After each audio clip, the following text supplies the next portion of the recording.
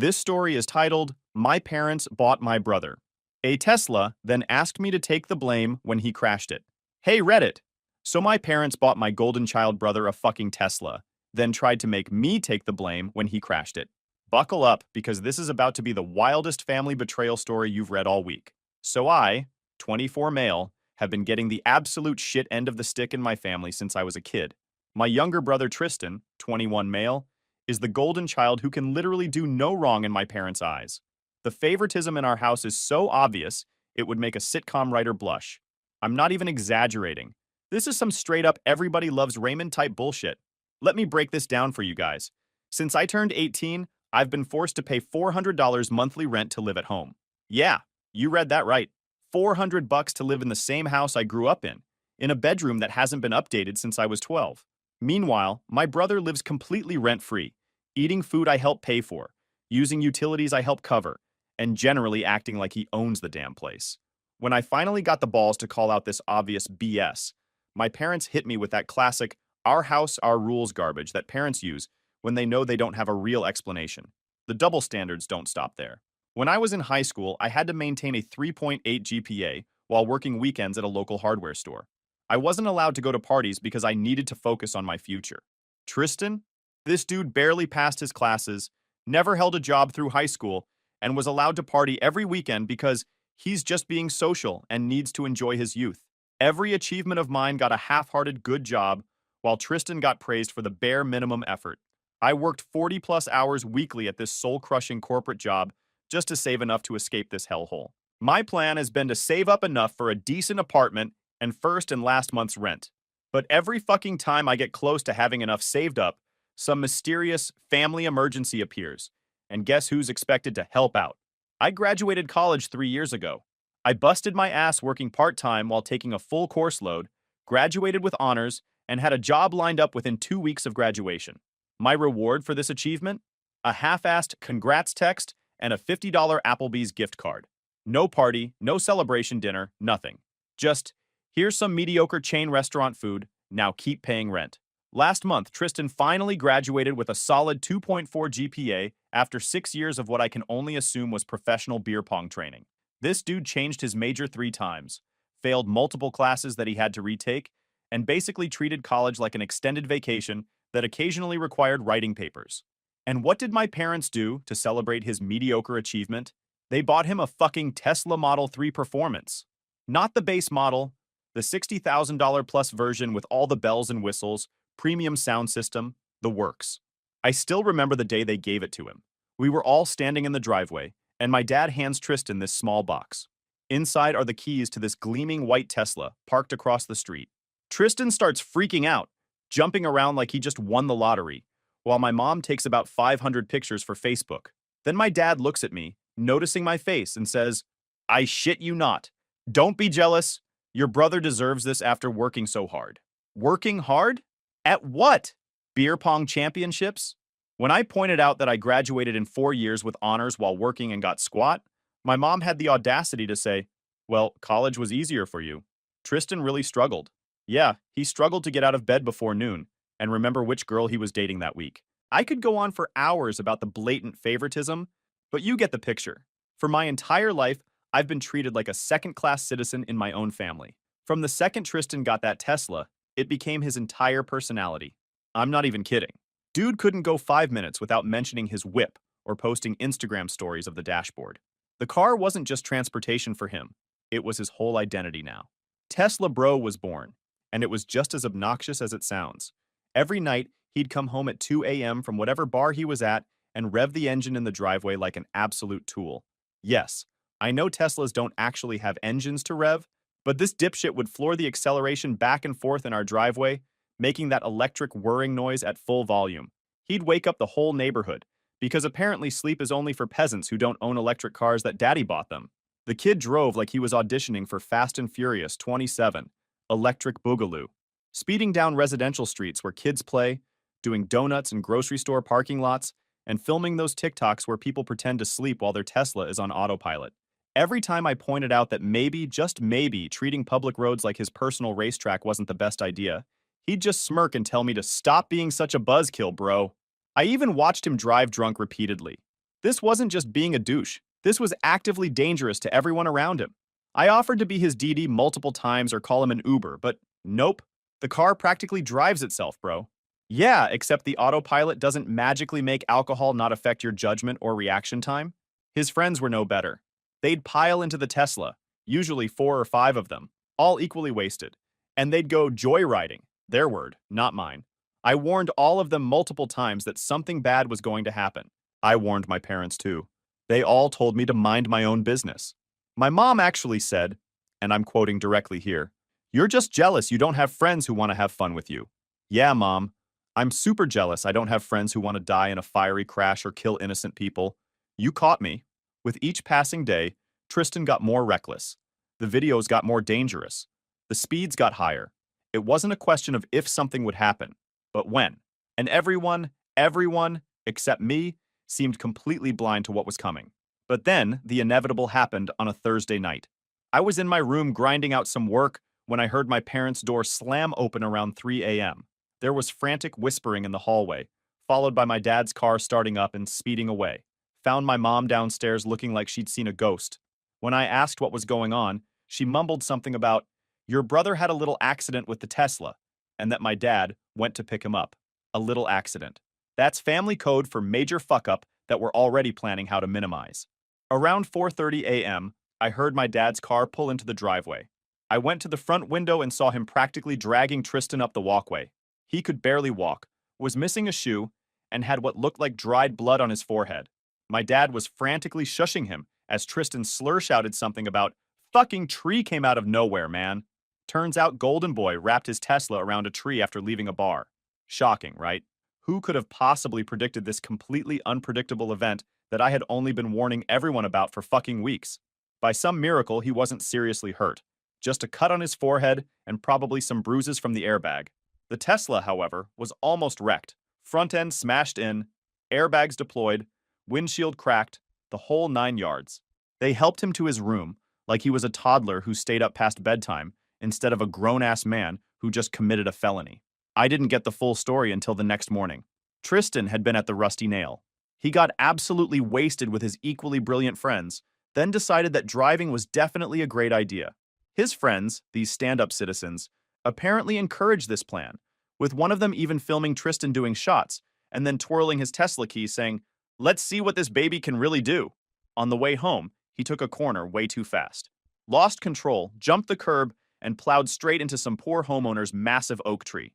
My dad got there before the police would showed. According to my mom's whispered phone call to my aunt, which I totally eavesdropped on, my dad took care of it with the homeowners.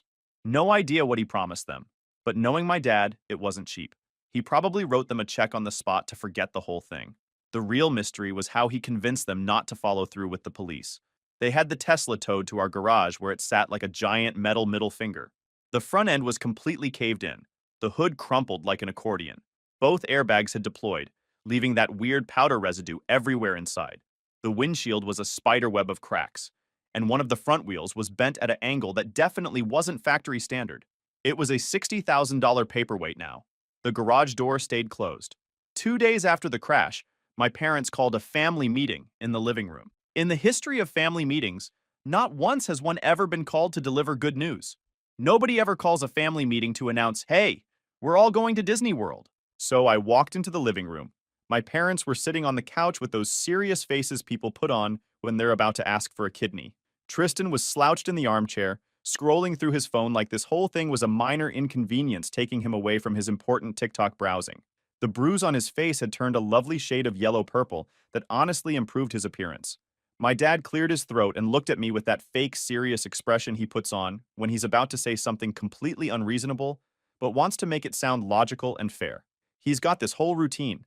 Straightens his back, does a little throat clear, clasps his hands together. It's like watching a shitty actor prepare for a scene. "Son," he started, "we've looked into the damage to Tristan's car." He said this like the Tesla had caught a cold. "The insurance won't cover it because—" He trailed off, looking uncomfortable. "Because he was driving drunk?" I finished for him. My mom shot me a look that could curdle milk. "Don't be dramatic. He'd only had a few drinks." Right, a few drinks that made him unable to walk straight or form coherent sentences when he got home. In my mom's world, Anything short of being literally unconscious counts as a few drinks. My dad continued as if I hadn't spoken. The point is, repairs are going to cost around $18,000, and we think it's only fair that we all chip in as a family. I actually laughed out loud, thinking it was a joke. Then I realized they were fucking serious. They had the audacity, the absolute brass balls, to ask me to help pay for repairs on a car that I don't own, don't drive, and that was damaged because he decided to drive drunk and crash it. I couldn't believe what I was hearing. You want me to help pay for repairs on a car that I don't own, don't drive, and that was damaged because he decided to drive drunk? I repeated, just to make sure I wasn't having a stroke and hallucinating this conversation. We're a family, my mom said, as if that explained everything. And you're the only one with significant savings right now? Ah, there it was. They knew I had been saving to move out, and they saw it as a convenient pot of money to fix their golden child's mistake. My savings wasn't for my future. It was just an emergency fund for Tristan's fuck-ups. Got it. How much are you expecting me to chip in? I asked, making air quotes around chip in, because we all knew that was code for pay for most of it. My dad had the decency to look slightly uncomfortable.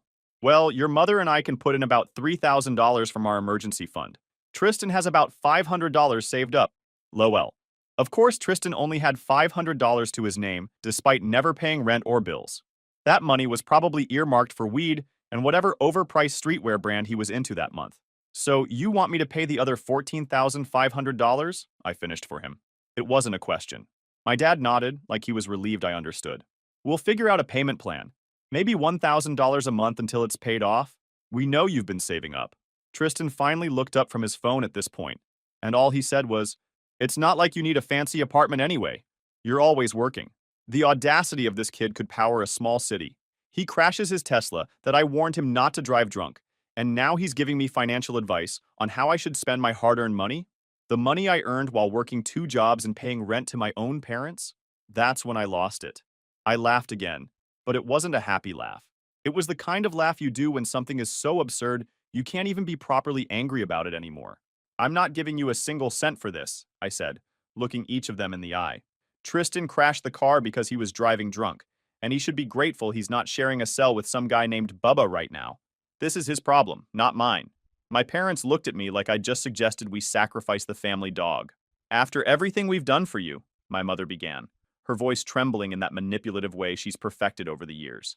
The Guilt Trip Express was leaving the station. "What have you done for me exactly?" I asked. "Made me pay rent while he lives free? Given him a Tesla while I drive a car that's older than his driver's license?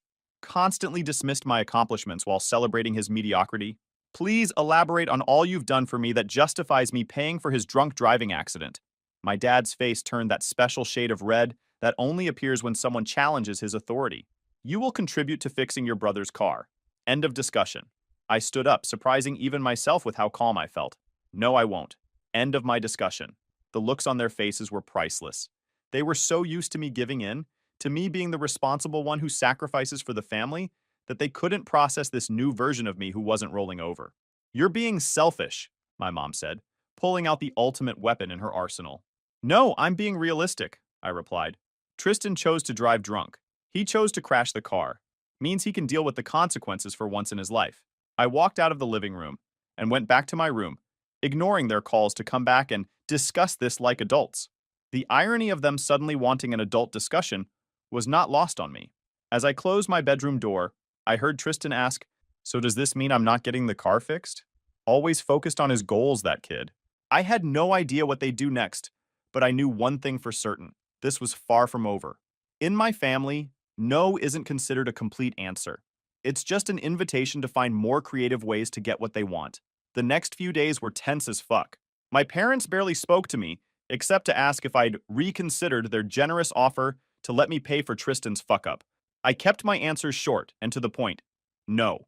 This led to a lot of heavy sighs, slammed doors, and my mom doing that passive-aggressive thing where she talks about me in the third person while I'm literally in the same room. "Some people just don't understand family loyalty," she'd say to no one in particular, while I was eating breakfast 3 feet away from her. "Real subtle, Mom." I caught them whispering a few times, huddled around the kitchen table with papers spread out. They'd go quiet when I walked in. Never a good sign in my family. Anytime people stop talking when you enter a room, you can bet your ass they're talking about you, and not in a we're planning his surprise party kind of way. Friday night, I came home from work to find my dad on the phone with someone from the insurance company. He was in his professional voice, the one he uses when he's trying to convince people he's not full of shit. I caught phrases like comprehensive coverage and vandalism claim before he saw me and took the call into his office. Vandalism claim? That was new. Last I checked, drunk driving into a tree wasn't considered vandalism unless the tree pressed charges. I figured they were grasping at straws, trying to find some loophole to get the insurance to pay. Good luck with that. Insurance companies employ entire departments of people whose only job is to find reasons not to pay claims. But whatever. Not my circus, not my monkeys. Saturday morning started with a bang. Literally. I was jolted awake at around 7 a.m. by what sounded like someone beating the shit out of a metal trash can. I stumbled out of bed and looked out my window, which overlooks our driveway, but couldn't see anything unusual. The noise had stopped. I figured it was just the garbage collectors being extra aggressive and went back to bed. About an hour later, all hell broke loose. I woke up to shouting coming from the garage. I threw on some sweats and went downstairs to find Tristan standing in the open garage, my parents behind him, all three staring at the Tesla. The car was even more wrecked than before. And I don't mean a little more damaged. I mean it looked like the Hulk had a personal vendetta against it. The windshield was completely shattered, all the windows were broken, and there were massive dents in the doors and hood. The side mirrors were dangling by wires, and one of the headlights was just gone. It was almost impressive how thoroughly destroyed it was. What the hell happened? I asked, genuinely confused. The car had been fucked up from the crash, sure, but this was next-level destruction. Tristan spun around, his face red with what looked like practiced rage. Like you don't know. You did this. I actually laughed. The fuck? I was asleep all night. I didn't touch your car. My dad held up something, a baseball bat from my high school days that I kept in my closet as a memento from when I played. Then why was this in the bushes outside? My dad asked, his voice doing that fake calm thing that means he's actually super pissed. I said I had no idea, but my mom cut me off. Don't lie to us. It was my bat that I'd owned for years, but I hadn't touched it in months. It lived in the back of my closet along with other high school sports stuff I never used anymore. We've already called the insurance company, my dad said smugly. They're sending an investigator on Monday. We told them someone vandalized the car out of jealousy. That's when it clicked. Tristan must have taken my bat and further damaged his already wrecked Tesla, then planted the bat to frame me. The insurance wouldn't pay for the drunk driving accident, but vandalism? That might be covered. And bonus points for getting revenge on Big Bro who wouldn't pay for his mistake. Now it made sense. I looked at Tristan and saw that little smile he was trying hard to hide. This wasn't just him being a spoiled brat. This was actual malice. He deliberately set me up, and my parents were in on it. You're seriously going to frame me for this? I asked, looking straight at Tristan. He smirked. Who do you think they'll believe? The straight A student with a bright future or the jealous older brother who still lives at home and complains about everything? My parents stood behind him, arms crossed, a united front against me. They'd already chosen their side, as they always did. It didn't matter that what they were doing was literally insurance fraud, a felony. It didn't matter that they were willing to let me take the blame for something I didn't do. All that mattered was protecting their golden child.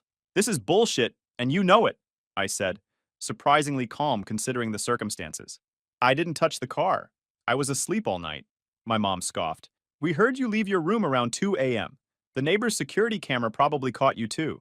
Now that was interesting. We didn't have neighbors with security cameras, at least none that would capture our driveway or garage. They were bluffing, which meant they knew exactly what had happened because they had helped plan it. Or at the very least, they knew Tristan did it and were covering for him. So let me get this straight, I said, crossing my arms. You want me to either pay $14,500 for repairs to a car I don't own, or you'll frame me for vandalizing it to commit insurance fraud? Those are my options. My dad's face flushed. Nobody's framing anyone. We know you did this because you're angry about the money. I went back to my room without another word. There was no point arguing with them.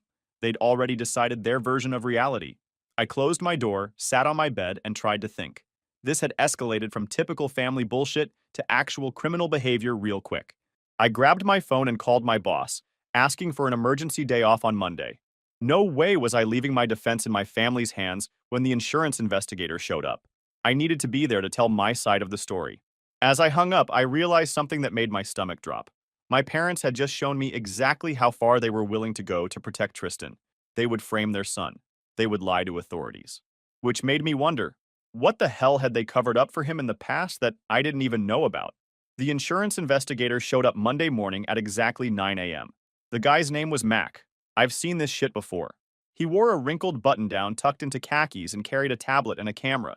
My dad tried to tell me to go to work and that they would handle everything, but I just stared at him until he backed down. Funny how quickly his authority crumbled when I didn't immediately roll over. My parents did their best June and Ward Cleaver impression when Mac arrived. Tristan slouched nearby, looking appropriately victimized, occasionally touching the bruise on his face for dramatic effect. Mac was polite, but all business. He went straight to the garage to examine the Tesla, taking dozens of photos from every angle. He spent a long time looking at the front-end damage versus the new damage, which made me hope he might notice the obvious. This car had been in two very different incidents. After examining the car, Mac asked to speak with each of us separately. My parents went first, together. They were in there for about 30 minutes. Then Tristan went in for his interview, which lasted maybe 15 minutes. I could hear him raising his voice at one point, probably for dramatic effect. When it was my turn, I sat down across from Mac at our kitchen table, where he had set up his laptop and some papers. He looked at me and said he had some questions about my whereabouts on Friday night and early Saturday morning.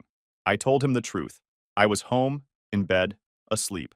I had come home from work around 6 p.m., made a sandwich, played some Xbox, and went to bed around 11. I didn't leave my room until I heard the commotion in the garage the next morning. Mac nodded, making notes. Then he asked me point blank if I had anything to do with the damage to the Tesla. No, I said, looking him straight in the eye. And here's what you need to know that they probably didn't tell you. That car was already significantly damaged before this so-called vandalism happened. He raised his eyebrows, the most emotion he'd shown so far. I explained everything.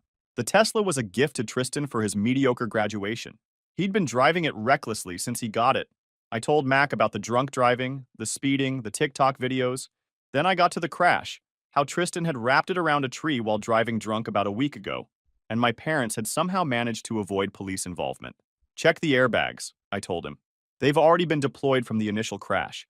Look at the front-end damage versus the new damage. It's clearly different. The front-end damage is from impact with a tree. The rest is from, well, not from me. I also told him about my parents' attempt to get me to pay $14,500 for repairs, and how the vandalism mysteriously happened right after I refused. Mac wrote everything down without showing much reaction. Then he asked if there was anyone who could verify I was in my room all night. No, I admitted. I live with my parents and Tristan, but I did order a pizza around 9:30 p.m. on Friday, and I was playing Xbox Live with friends until about 11. They can confirm I was online. He nodded and made more notes. Then he surprised me by asking, "Do any of your neighbors have security cameras?" "Not that would cover our garage or driveway," I said. "The Johnsons across the street have a doorbell camera, but it only sees their porch." He wrote something down. Then he thanked me and said he'd be in touch with the family soon. As we walked back to the living room, I could feel my parents and Tristan staring daggers at me. They knew I hadn't stuck to their script. After Mac left, all hell broke loose. My parents lost their collective minds. How dare I tell the truth to the investigator? The horror. My mom cried about me, trying to ruin Tristan's life over one mistake, as if drunk driving and insurance fraud were on the same level as forgetting to take out the trash. My dad got in my face, pointing his finger and telling me I'd better call the investigator back and fix this if I knew what was good for me. Tristan just smirked from the couch, confident his plan would work because it always had before. The golden child always wins, right? I went to my room and locked the door, ignoring their demands to come back downstairs. For the next 2 days, I went to work, came home, went straight to my room and locked the door. I ordered delivery food and only came out when I knew they were asleep. It was like living in a hostile foreign country where I didn't speak the language and everyone hated me. On Wednesday afternoon, I got a text from an unknown number. "This is Mac from State Farm Insurance. Could you meet me on Main Street at 4 p.m. today? I have some follow-up questions." I texted back that I'd be there. I didn't tell my family where I was going. I just left work and went straight to Starbucks. Mac was already there, sitting at a corner table with his laptop and a stack of papers. He motioned for me to sit down. "I wanted to talk to you away from your family," he said, his voice low. "We've uncovered some inconsistencies in the claim." Turns out, Mac was more thorough than my family anticipated. He'd canvassed the neighborhood looking for security footage and found something. The neighbors 2 doors down had installed a new security system last month that had a wide-angle camera covering most of the street. And guess what it captured at 2:13 a.m. on Saturday morning? Tristan, clear as day, taking my baseball bat from my car's trunk, where I kept sports equipment, and going on his already damaged Tesla. The footage showed him methodically breaking every window, denting the hood and doors, and even ripping off one of the side mirrors. Max slid his tablet across the table to show me the footage. There was my brother, at 2 a.m., staging the entire thing. It was so obvious and funny. I've been doing this job for 15 years, Max said, and this is one of the dumbest frame jobs I've ever seen. He then told me he'd already reported the findings to his superiors at the insurance company. They were denying the claim and had referred the case to their fraud department. He had also been in contact with the local police, who wanted to speak with me and Tristan. The police officer will be here in about 10 minutes, Max said. I wanted to give you a heads up before they contact your family.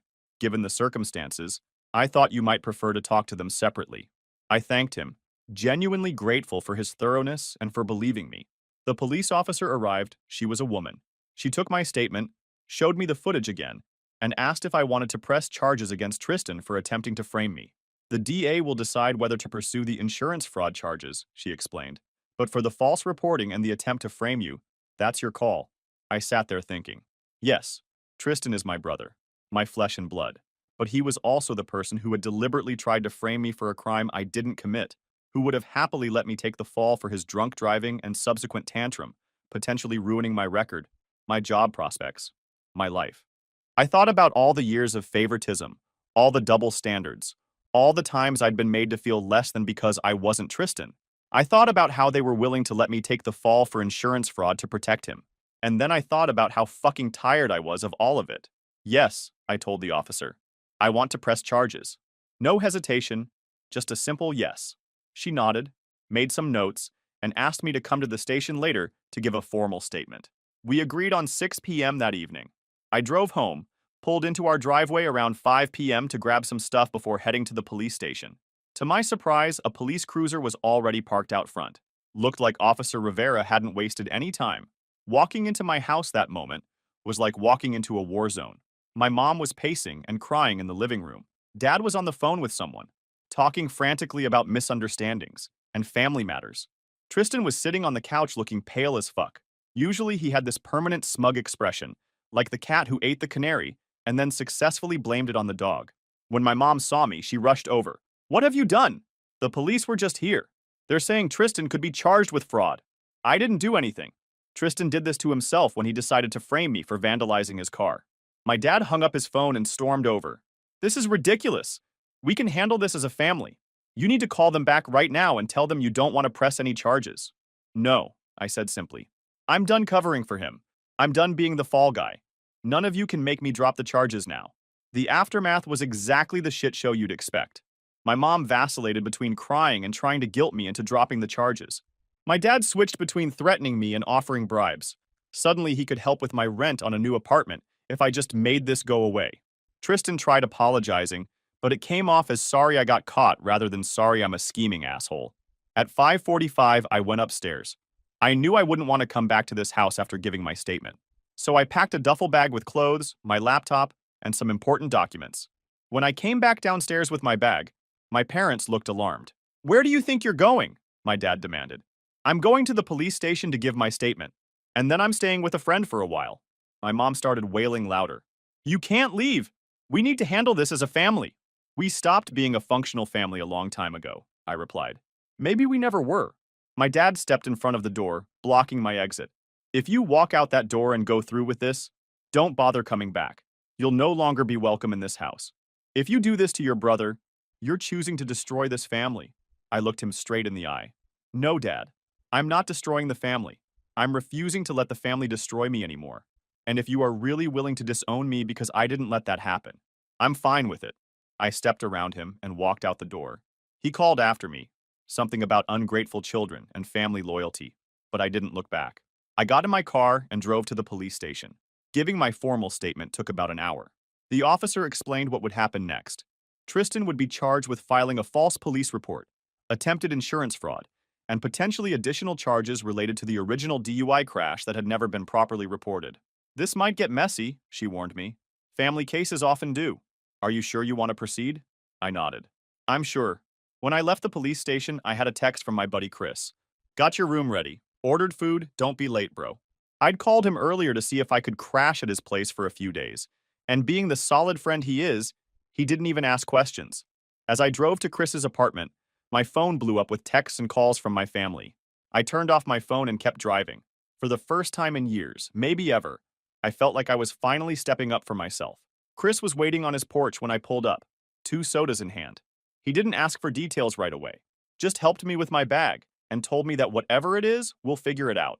And in that moment, I realized something important. This was what actual family was supposed to feel like. Not obligation, not manipulation, not constant competition, just unconditional support. The kind I'd never found at home. Edit 1. Holy shit, this blew up overnight. Thanks for the awards and support, Reddit. That means a lot, guys. Edit 2. For everyone asking for an update. Stay tuned, it's coming soon. LOL, that kinda rhymed. Update. Hey, Reddit.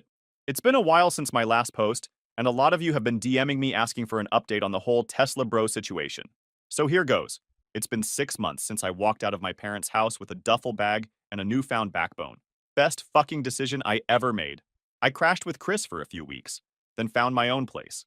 Nothing fancy, just a one-bedroom apartment where nobody asks me to fix their problems. Tristan's case moved quickly. The evidence was overwhelming. Security footage, blood alcohol level from the hospital the night of the crash, which my parents tried to hide, and the insurance investigator's report. He ended up pleading guilty to all charges and got 6 months in county jail, 3 years probation, a massive fine, and lost his license for 5 years. My parents weren't charged, but got hit with hefty fines for their role in the insurance fraud. Between legal fees, fines, and still owing payments on a totaled Tesla, they're basically broke. As for me, I got a promotion at work. Amazing what you can accomplish when you're not constantly dealing with family drama, and I'm taking night classes for an MBA. Life is actually pretty good. Now for the update you've all been waiting for. Last month, the texts and calls started rolling in again. First from my mom, then my dad, and finally even Tristan, using his jail-approved phone time. They all had the same message, just delivered differently. They need money. Mom went with the classic guilt approach. We're about to lose the house. After all we've done for you, how can you abandon us now? Dad tried his usual intimidation. You owe this family. Man up and help us out. Tristan actually apologized first, saying jail had changed him, and he sees things differently now, before asking for commissary money. You know what was really funny? Last week when my parents showed up at my apartment, unannounced. No idea how they got my address. Probably through some mutual family friend. There they were, standing outside my door looking significantly pathetic. Both of them had that desperate look. They had a whole pitch prepared. They were selling the house but needed money to transition. The bank accounts were frozen. Dad lost his job after the scandal. Mom's anxiety was acting up.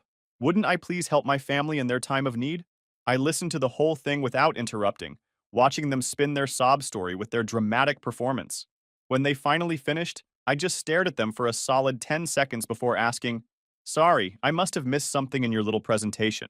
Could you remind me which part of trying to frame me entitles you to my financial support?" Mom's face crumpled like she'd been slapped. Dad stood there speechless. For once in their lives, they had no script ready. The roles were reversed, and they clearly had no idea how to play the part of people who weren't in control. But they weren't in their house anymore where they made all the rules. They were at my door, and I held all the fucking cards. I told them I'd think about it, and closed the door. I did think about it, for about 5 seconds before sending a text. The answer is no. Don't contact me again. Dad replied with threats, Mom with emotional manipulation, Tristan with promises to change. I blocked all their numbers. Some people might think that's harsh. Maybe it is. But after 24 years of being the scapegoat, I'm finally putting myself first. They're adults who made their choices, just like I'm making mine now. So that's it for now, Redditors. Thanks for sticking around through this whole clusterfuck. You guys are the best. I'll update you if anything else happens. So peace out for now, folks. Edit 1. For those wondering about pressing charges against my parents too, the DA decided there wasn't enough evidence to prove they knew about Tristan's plan beforehand. Personally, I think they knew, but whatever. The financial consequences they're facing now are probably worse than what the courts would have done anyway. Edit 2. To the few people DMing me saying, but they're still your family. Oh, come on. Being related by blood doesn't give someone the right to frame you for felonies. That's not how family works. That's how prison gangs works.